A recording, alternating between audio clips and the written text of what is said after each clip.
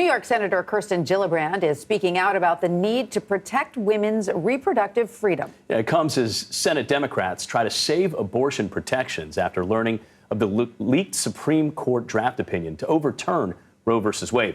CBS News congressional correspondent Nikole Killion spoke with the senator ahead of a key vote this week to write abortion protections into federal law.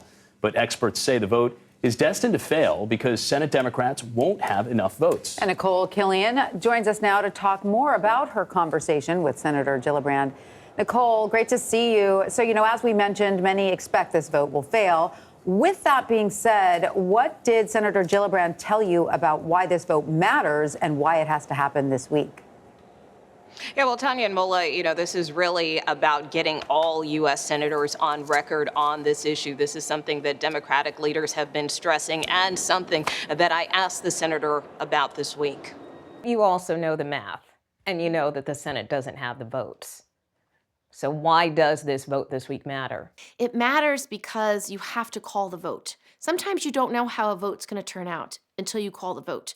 When we voted on the repeal of Don't Ask, Don't Tell, we needed 7 Republican votes. I knew of about 3. I did not know where all 7 were coming from, but it was so important at that time that Harry Reid called the vote. We actually got the 60 votes we needed to repeal Don't Ask, Don't Tell. I don't know where people are going to come down. This is a moment in history.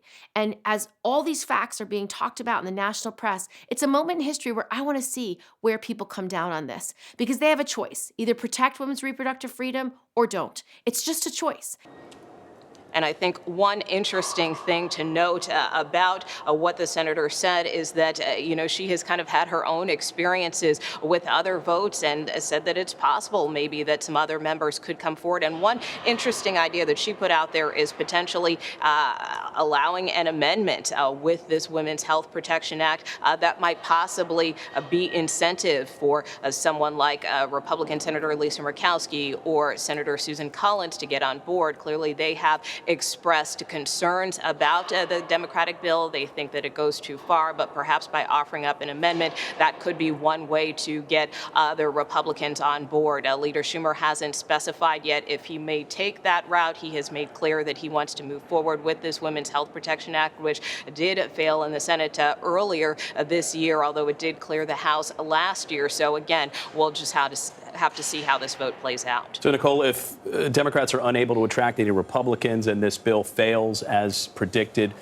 what did Senator Gillibrand say it would take, absent this legislation, to save reproductive rights and protections?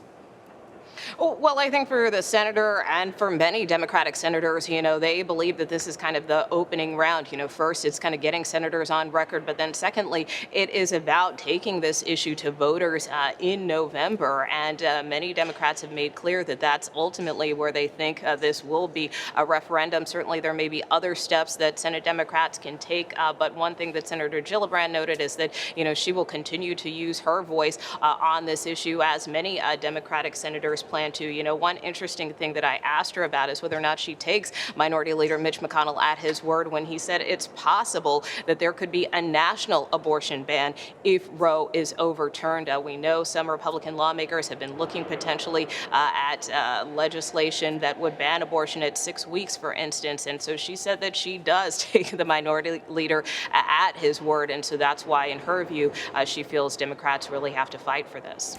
Nikole, let's turn, if you will, to the Supreme Court justices for a moment, because some lawmakers are claiming they were led to believe these recent conservative justices would not touch Roe versus Wade. And now there's a call for an investigation into whether perjury was committed during their confirmation hearings.